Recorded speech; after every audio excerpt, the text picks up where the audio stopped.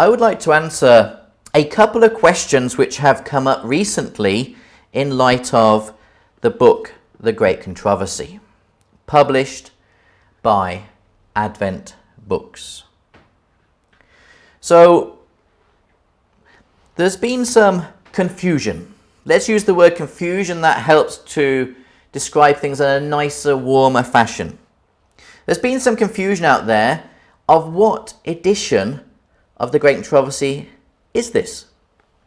It's very easy to find out. Just go to the very last chapter, very last paragraph, and you can read it. And now pick up The Great Controversy, published by Stanborough Press here in the United Kingdom. And you'll see, by comparing those last two paragraphs, that it is the 1911 edition. It is the full book. It is the full with all the chapters.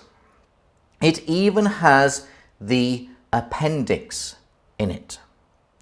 Advent Books has not added anything to it. Advent Books has not taken anything out from it. It is the full book. People might be confused. Well, why is it so thin? It's quite simple. Using smaller margins, using slightly smaller font, and using thinner paper. Still readable, still open, still be able to see it. So it is the full edition, and we strongly recommend that you buy the full edition. You can get The Great Controversy from ourselves, from Stanborough Press, from Character Building Books. Just get the full edition. Let's get it out there by the millions.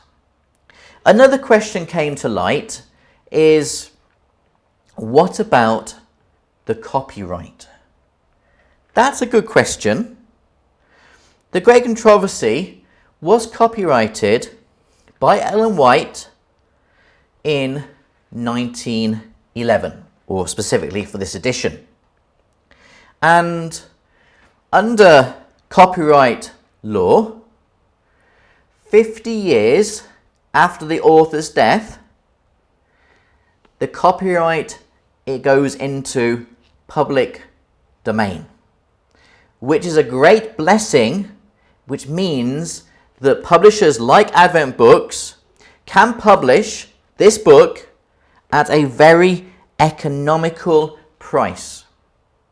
It's our aim, listen to this carefully, it's our aim not to save you money, not to save how much you spend, but by producing a book at a more economical price, it's our aim that you can buy maybe twice as much, or maybe even sometimes 3 times as much, to be able to get this book out in higher numbers. So that's the answer to 2 questions.